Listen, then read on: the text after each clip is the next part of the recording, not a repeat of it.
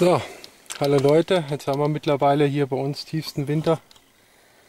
Ja, und ich und die Froni, ne? Wir machen uns jetzt erstmal ein Lagerfeuer. Und da werde ich dann heute das Buschkraftfeuerzeug ausprobieren. Das habe ich geschenkt bekommen. Da zeige ich euch gleich noch. Und was mich besonders freut, wo ist es?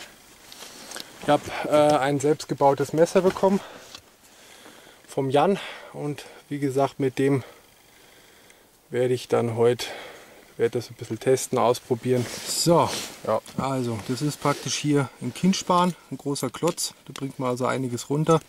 Hier oben drin ist mit so einer Mutter, also eine super Idee, Gewinde drin und da ist ein kleiner Feuerstahl drin. Dabei ist noch so ein Schaber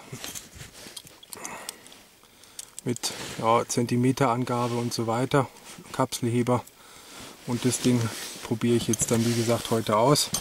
Und jetzt brauche ich natürlich erstmal ein bisschen Kindspan zum Anfeuern und da werden wir jetzt das Messer hier mal ausprobieren.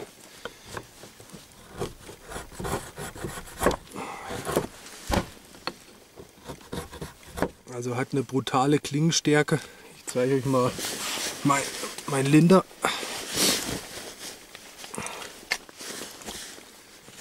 Also das ist dann schon eine richtige Axt und da machen wir uns jetzt mal ein paar schöne Späne zum Anfeuern her. Und wie gesagt, hat der Jan auch wahnsinnig scharf hinbekommen.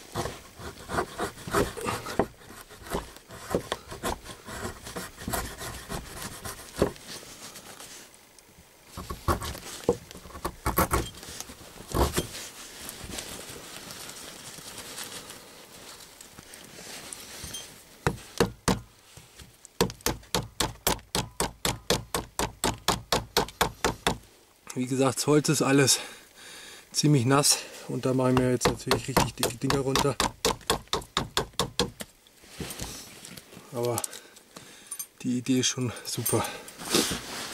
So, ich nehme jetzt ein bisschen Watte noch, dass es schneller Feuer fängt, weil ich kratze jetzt nicht stundenlang rum.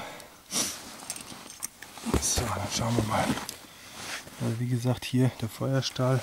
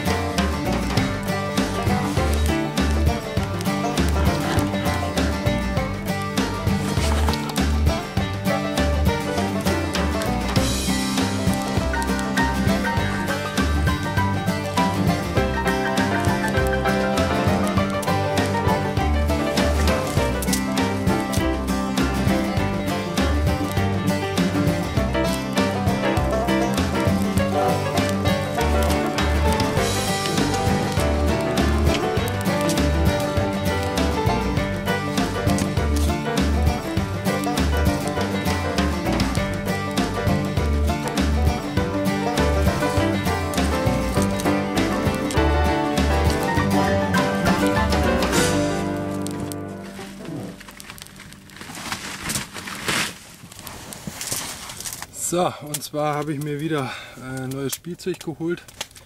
Und zwar möchte ich vom Prinzip, also wie gesagt, das System ist ja super, aber von dem Aluminium weg, das wie gesagt relativ giftig sein soll, Alzheimer und so weiter.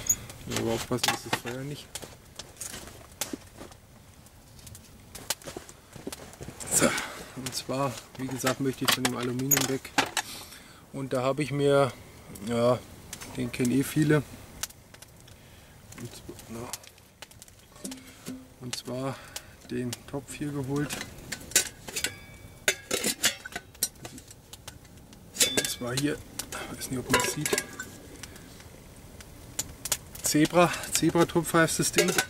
Das Teil kommt aus Thailand. Und zwar, oder ja, im indischen Raum wird das auch benutzt. Und zwar kriegen da alle Leute, die irgendwo, ich sag mal, in den Büros arbeiten oder sonst irgendwo arbeiten, kriegen dann von ihrer Frau das Essen gebracht. Da gibt es sogar eigene Firmen, die das dann transportieren. Und das wird in solchen Dingern hier gemacht. Die kann man also aber auch wunderbar hernehmen zum selber kochen. Also ist Edelstahl. Ja, hat also einmal einen Deckel. Innen drin ist ja, eine Pfanne würde ich jetzt nicht sagen, aber ein Topf, ja, ein tiefer Teller, wo man was reintun kann. Und wie gesagt, hier kommt das Essen rein. Das wird dann zusammengehalten durch diese Plastikdinger hier. Und zwar werden die dann durch den Eigendruck vom Henkel, also wird ja auch so transportiert, zusammengedrückt und ist dann relativ dicht. Ja, die Henkel kann man abmachen, weil wie gesagt, ne, die will man ja dann nicht ins Feuer reinstellen, weil die dann schmelzen, und die kann man wie gesagt dann abmachen. Geht also ganz einfach hier. Genau. Mit so einem, ja, jetzt so ein Plastikding wieder drin, und die macht man dann ab.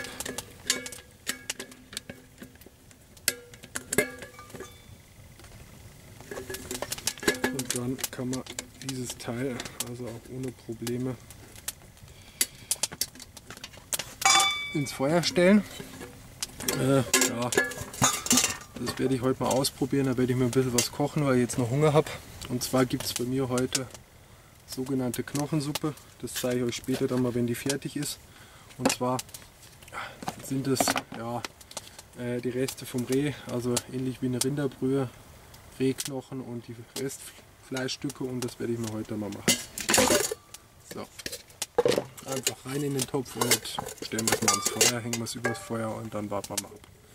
Deckt hier, Essschüssel und einfach Deckel drauf, fertig.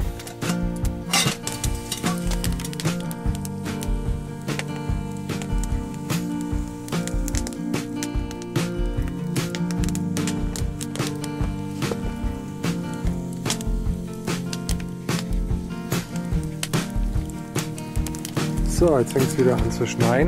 Der Topf macht sich bis jetzt ganz gut. Die Suppe müsste bald fertig sein. Jetzt sieht man es wieder. Das ist halt einfach geiles Wetter.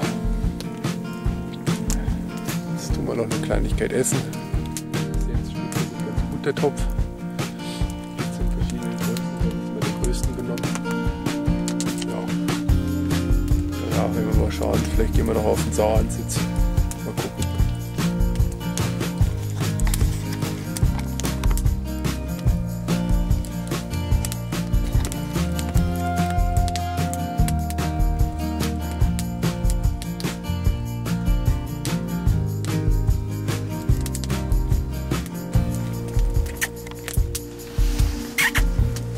Uni.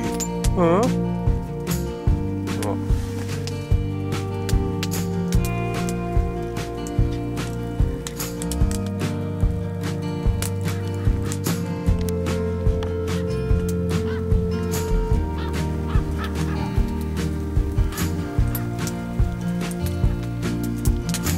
So, das Essen ist jetzt fertig.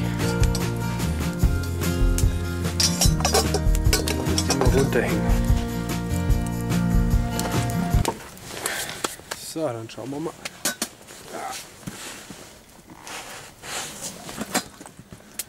Das Edelstahl hat schon ein bisschen verfärbt.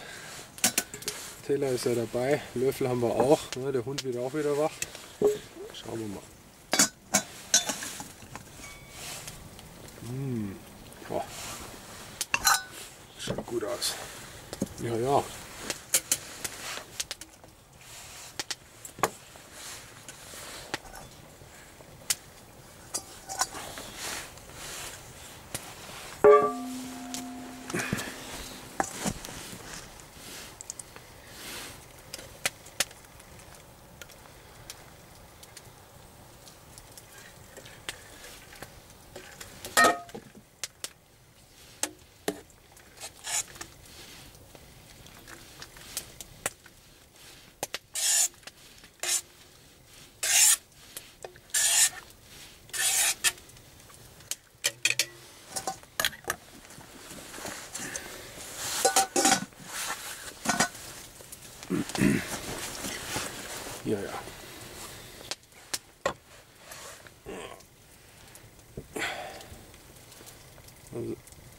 sind schöne große Fleischstücke mit drin. Ne?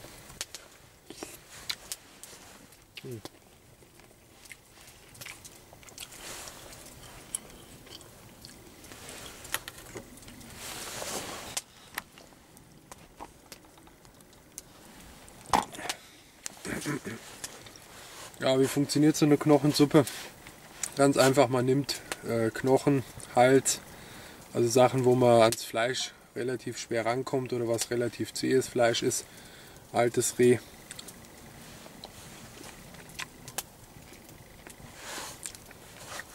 Tut es ganz einfach mit Suppengrün, ja, kriege ich ja gleich was.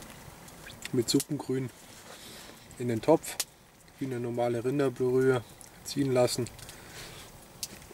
Dann kann man, wie gesagt, das Fleisch vom Knochen ganz leicht lösen. Das mischt man drunter und fertig hat man eine gute Suppe. Ne? Na, hier. Also, das war's. Der Zebratopf macht sich ganz gut. Hat sich ja nicht verzogen. Ein bisschen verfärbt, aber bis jetzt schaut das ganz gut aus. Teller ist dabei. Und ja, jetzt lassen wir es uns schmecken. Ne? Okay. Ja.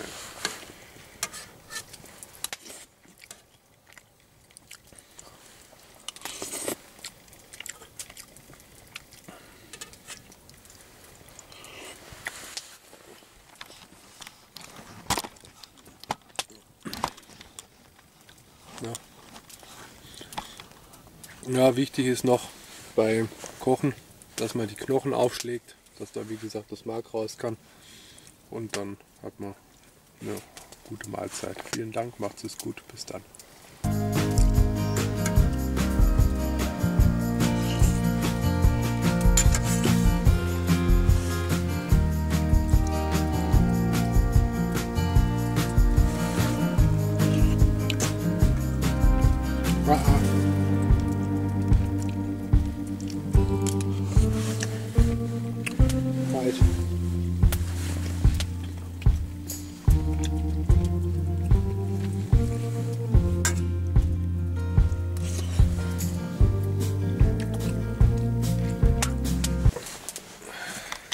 So, dann möchte ich mich noch bedanken für das Buschkraftfeuerzeug. Link zum Kanal, da machen auch ganz gute Videos, tue ich euch rein. Dann möchte ich mich besonders bedanken beim Jan für das Messer. Danke. So, also wie gesagt, der erste Eindruck ist ganz gut. Haben die Thailänder gut hingekriegt, kann man nichts sagen. Wie gesagt, mit dem Plastikteil muss man noch schauen, weil immer wieder das Rein- und Rausfummeln, aber wie lange das hält. Aber wie gesagt, so bis jetzt ein super Ding. Also ich glaube, das wird mal ganz gut funktionieren. So, jetzt packe ich langsam zusammen, noch einen kurzen Kaffee. Und dann geht es so ein bisschen abfährten, schauen, was sich so tut, was die Wildschweine so treiben. Und dann schauen wir mal. Ansitz wird heute schwierig, weil der Wind relativ stark geht. Da versaut man mehr, als dass man richtig macht. Aber jetzt schauen wir einfach mal durch, was sich so tut. Also, macht's es gut.